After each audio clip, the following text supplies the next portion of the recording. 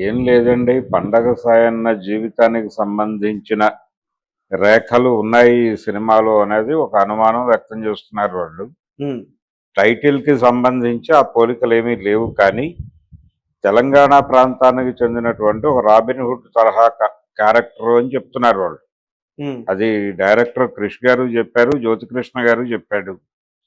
కాబట్టి ఆ 'robin hood' తరహా పాత్ర అనగానే పండగ సాయన్న జీవితంలో నుంచి కొన్ని ఎలిమెంట్స్ ఏవైనా తీసుకున్నారేమో అనేది ఒక డౌట్ ఉంది ప్రపంచానికి. హ్మ్. అది ముందు నుంచి ఉంది.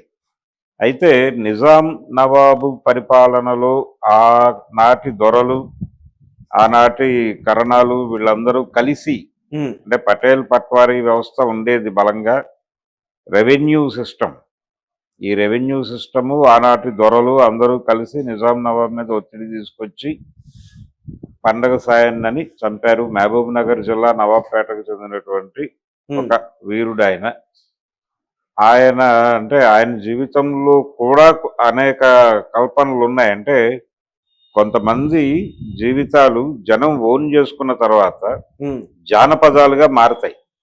మారిన తర్వాత వాళ్ళకి చాలా శక్తులు ఆపాదిస్తూ కూడా రకరకాల కథలు ప్రచారం అవుతాయి. హ్మ్. ఇలా పండగ సాయన్న ఒక కల్చర్‌లో భాగమైపోయాడు. భాగమైపోవడం వలన వాళ్ళు ఓవర్ సెంటిమెంట్‌గా ఫీల్ అవుతున్నారు. హ్మ్. అయితే 'హరిహర వీరమల్లు' అనే పాత్ర పేరులో కూడా ఇంకొక పోలికుంది రాయలసీమకి. అంటే కృష్ణదేవరాయలి వంశంలో ప్రథమ వ్యక్తి హరిహర రాయలు. ఆ హరిహర రాయలు దగ్గర నుంచి ఆ పేరు తీసుకొచ్చి ఇక్కడ వాడారు అనేది కూడా ఒక గొడవ ఉంది. హ్మ్. అది రాయలసీమకు సంబంధించినటువంటి వ్యవహారం. హ్మ్. సరే అదొక గొడవ ఉంది. రెండో గొడవ అదేం లేదు, మేము అసలు ఆ ఏరియాకే వెళ్ళలేదు, ఆ పాత్రను మేము టచ్ చేయట్లేదు అనే విషయం ఏం రత్నం చెప్పాడు. అయితే వీళ్ళు జస్ట్ ఒక స్పెక్యులేషన్ క్రియేట్ చేయడానికి ఇప్పుడు 'సర్దార్ పాపారాయుడు' అని ఒక సినిమా తీశాడు. హ్మ్. 'సర్దార్ పాపారాయుడు' చరిత్రగా ఆయన చెప్పినటువంటి సినిమాలో 'సర్దార్ పాపారాయుడు' అనే పాత్ర లేదు అసలు చరిత్రలో. హ్మ్. ఒక కల్పిత పాత్రే. కానీ రకరకాల అన్వయాలు జరిగినాయి ఆ టైంలో కూడా. హ్మ్. తెలంగాణ ప్రాంతానికి చెందినటువంటి సర్వాయి పాపడి కథనేవైనా దాసరి అడాప్ట్ చేశాడా అని ఒక ప్రచారం జరిగింది ఆ రోజుల్లో కూడా. హ్మ్. కానీ అదేం లేదు. అలాగే 'సభాష్ పాపన్న' అని జగ్గయ్య గారు ఒక సినిమా తీశాడు. ఆ సినిమా కూడా సర్వాయి పాపడి కథని అడాప్ట్ చేశారు అని ఇప్పటికీ నమ్మేవాళ్ళు ఉన్నారు. కానీ కాదు. హ్మ్. ఎస్ఎస్ లాల్ గారు ఒక ఇంగ్లీషు సినిమా ప్రేరణతో తీశాడు ఆ సినిమా. హ్మ్.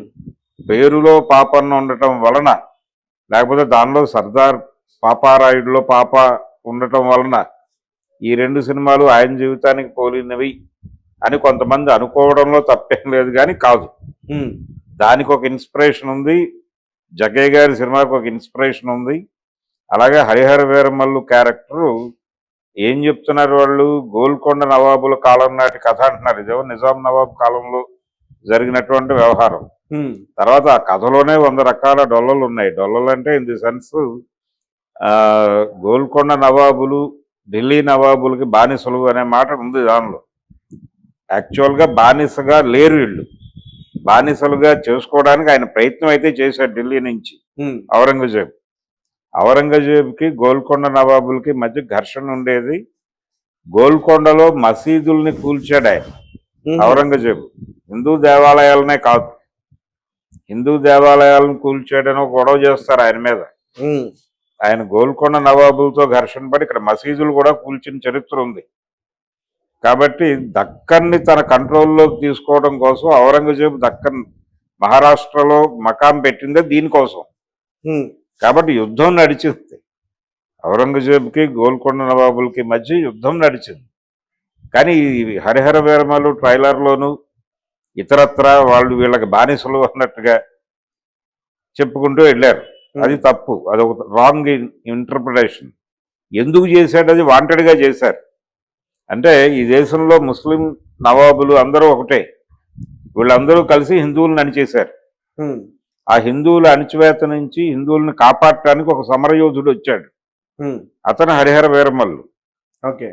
అక్కడ 'హరిహర రాయలు' పేరులోంచి అది ఎందుకు పీక్కొచ్చారు? ఆయన కూడా బహమనీ సుల్తానులకు వ్యతిరేకంగా వాళ్ళు పోరాటం చేశారు. అందుకని ఆ ఇంప్రెషన్ అక్కడి నుంచి లాక్కొచ్చారు. ఇది ఒక రకంగా ఈ సినిమా మనోభావాలు గాయపడాల్సింది బీసీలకు కాదు, హిందూ బీసీలకి కాదు గాయపడాల్సింది, ముస్లిం సమాజానికి గాయపడాలి. ఉమ్, వాళ్ళు గాయపట్ల, వాళ్ళు ఓర్పు సహనాలతో కూర్చుని ఉన్నారు. ఎవరు ఎన్ని విధాలు సినిమాలు తీసినా చూస్తున్నారు.